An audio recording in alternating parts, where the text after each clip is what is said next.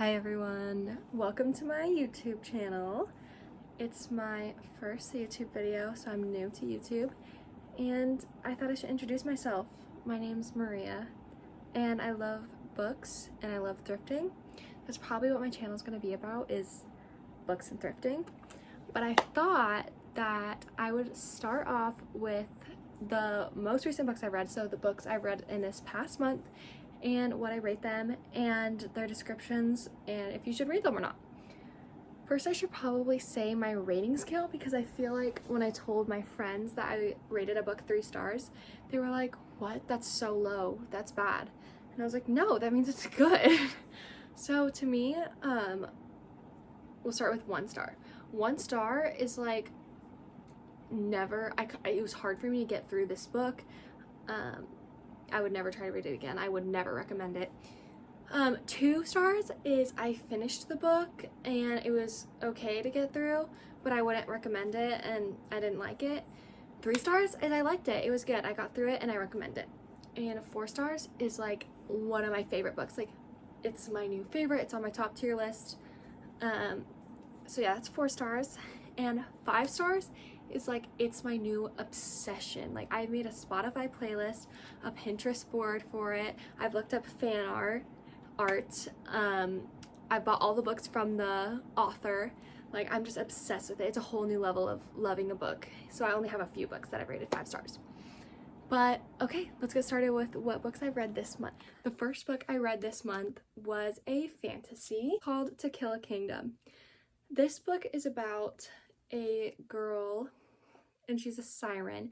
It's like it's loosely inspired by The Little Mermaid, and it's about a girl, and she's a siren, and she has to kill a human every single birthday of hers, and get a heart, and that's like how they get power. And she's one of the most powerful sirens because she's the daughter of like basically Ursula, like the queen of sirens.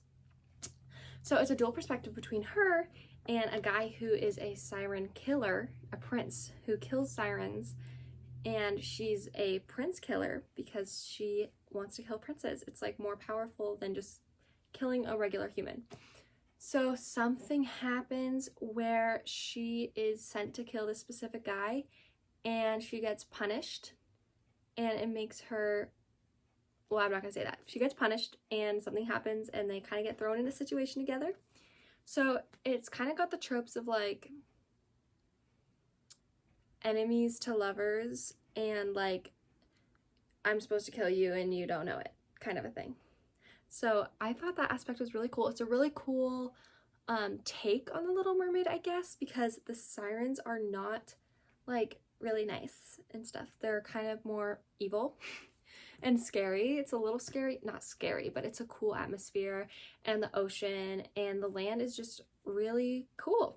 I liked it, and I like the characters. I wasn't super attached to them, but I like the characters. And yeah, it's just a good standalone fantasy if you just like fantasy and want to, it's not good for getting out of slump, but it's a good just regular standalone if you're looking for fantasy. I gave it 3 stars, which means it was fine. I got through it. It was good. There was parts where I wanted to stay up late and there was parts where I was really bored. But I said very interesting world, like the dual perspective, but their voices weren't very different. Okay, yeah, so their voices weren't really different. Like, I feel like I could be reading his chapter, his name's Elian, and be like, wait, I thought this was hers. I got it mixed up. Because their voices just sounded really similar. I felt like their characters weren't super distinct, and that's maybe why I didn't get super attached to them. But yeah, I don't know if the dual perspective was even necessary for this book. Like, I feel like even if it was just from her perspective, it would be fine. Especially since I couldn't tell the difference between their voices a lot of the time. Also, the romance was super predictable. So if you want something that's like full of twists and turns, then don't read this book. It's very predictable, the romances and the action. So they're gonna say the plan, and then that's the plan. They go through with it, and that's how it went. And I guess it's interesting to see, but it's not anything crazy or clever or unexpected. So that's not a bad thing, but just be aware of that. It's maybe not as interesting. And yeah, that's pretty much what I thought about it. So 3 stars. Read it if you're just looking for a standalone YA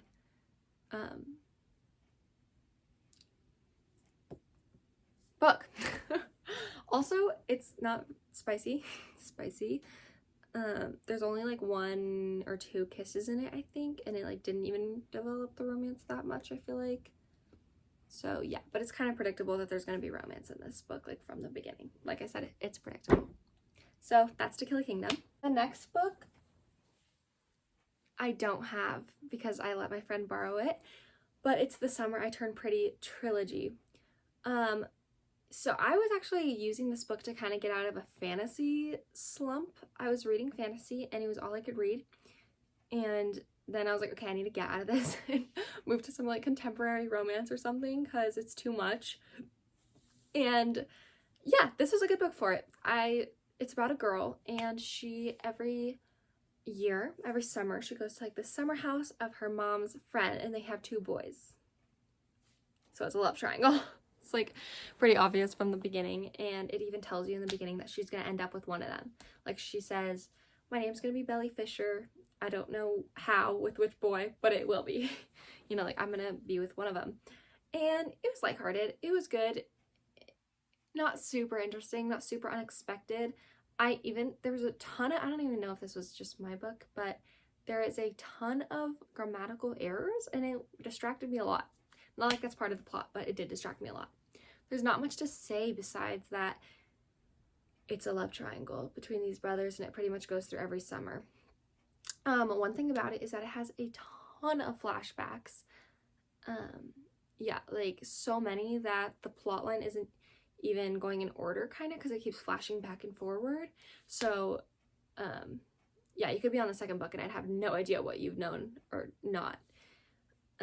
Yeah, which I liked the flashbacks. I just thought maybe there were too many flashbacks, but I guess maybe that's what made it interesting. Also, another thing about this book is that it would be no surprise to tell you that I didn't like who she ended up with because I didn't like either of the guys. Both of them I just didn't like. I didn't think they were good guys, and I thought the main character could have been like, oh, I don't like either of you. But no, in this book, it was like just these 2 guys in the entire world, and that was it. So I didn't really like that. I didn't like either of the guys. Both of them, I was like, ooh, that's kind of toxic. Ooh, I don't really like him.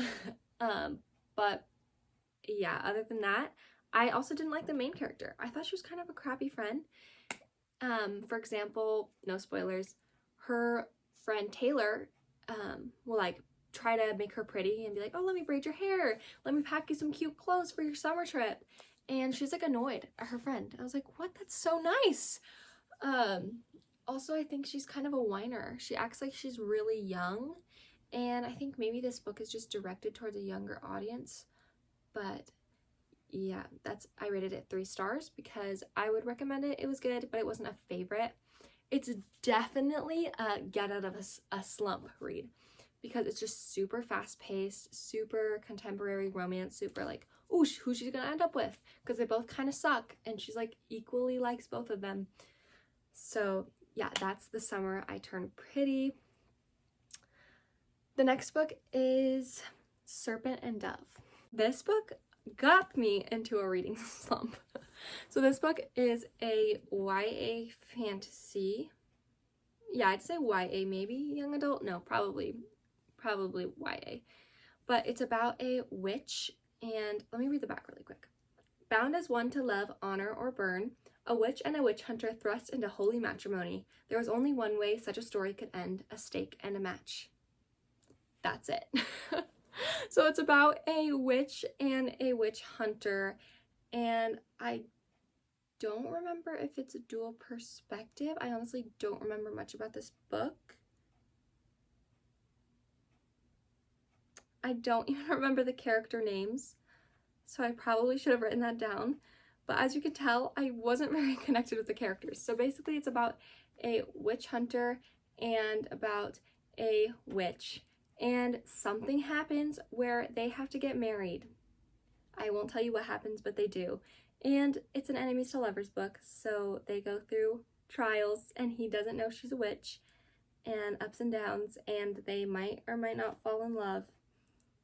So yeah, I thought that it was pretty interesting. There's an element of magic in it, obviously, because it's about witches, but I honestly thought that the magic was super underdeveloped. Like, I didn't understand it at all. And I read a lot of fantasy books, and I didn't understand the magic at all. It was totally new. They didn't describe it. They kind of just thrust you in there, but then never explained it. So I don't know, maybe the second book would explain it. It's a duology, but I don't want to read the second book because I didn't like it. It was hard for me to get through this book. Yeah, so the magic was underdeveloped, and the plot I wasn't interested in. Like, I didn't care about any of the characters at all. I mean, they were nice, I liked them, but it wasn't super developing of it. And I ended up finding out that I was only interested in the romance. The romance was cute. I love enemies to lovers. So once they like got to a point where they were like clearly in love, I kind of put the book down and didn't want to pick it back up again because I was like, oh, that's all I cared about. And now I'm satisfied.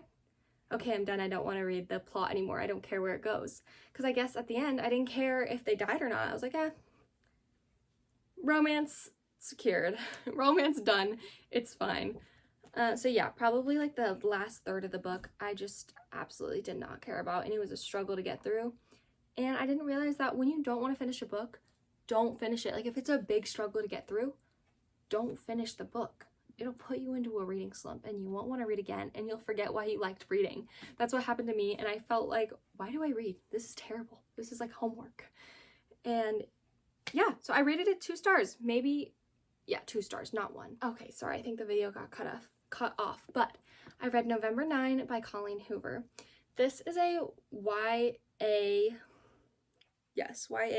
contemporary romance, and it's about a girl and a guy. It's a dual perspective about a girl who is burned. 30% of her body is burnt by a fire, and they end up meeting, her and this guy, at a restaurant, and they decide to meet every single year on November 9th.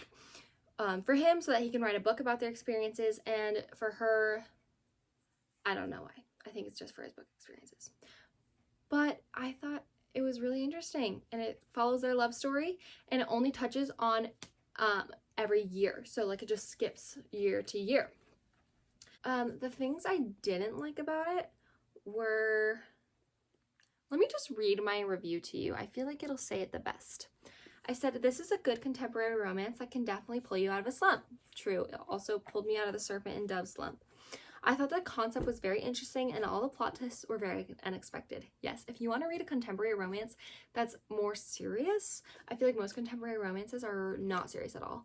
This one is more serious. If you want plot twists and turns, is their relationship actually going to work or not? Like, it's not super predictable.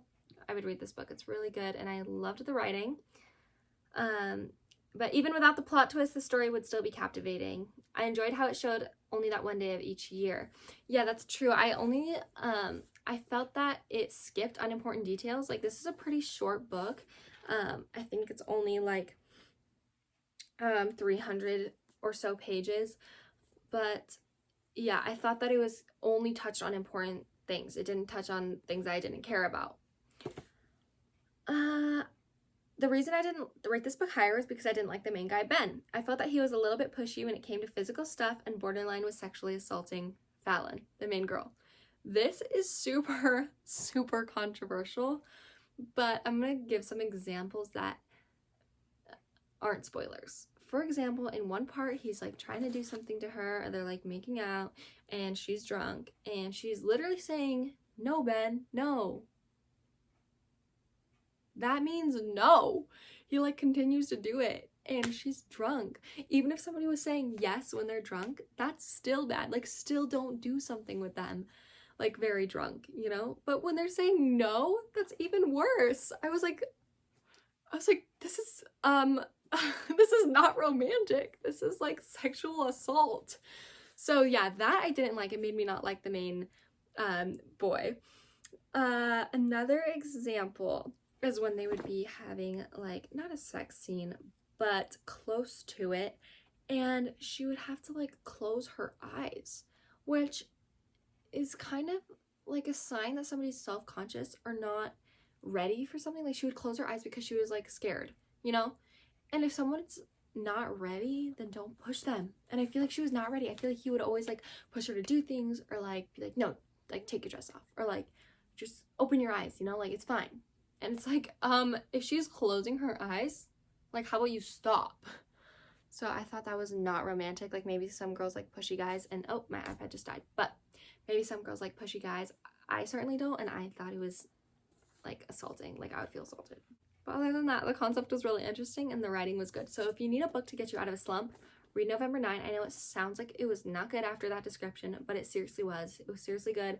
Had plot twists I didn't expect, and I guess their romance was unique, to say the least. So November 9 by Colleen Hoover.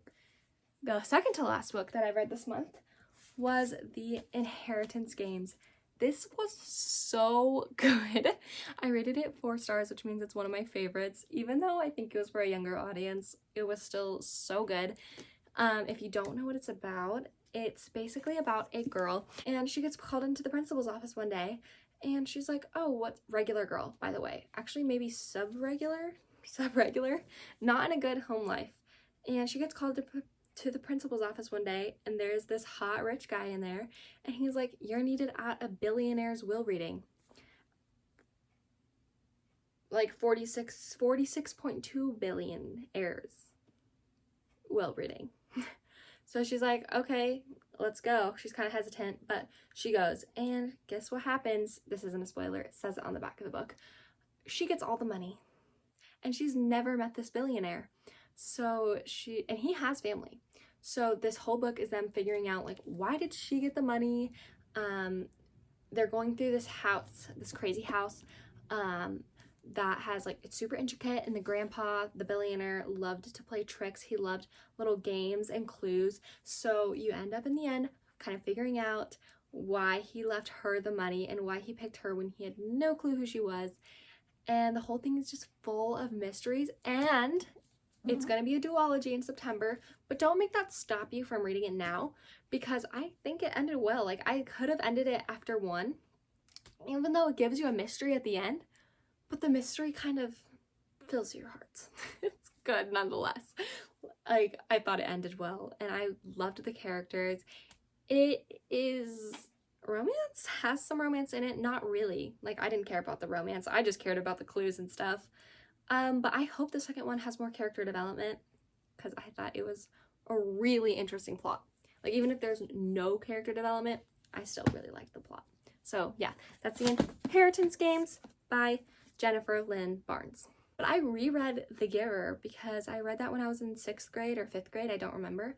And I thought maybe I would read a book when I was little and saw it as homework and see how I enjoy it now.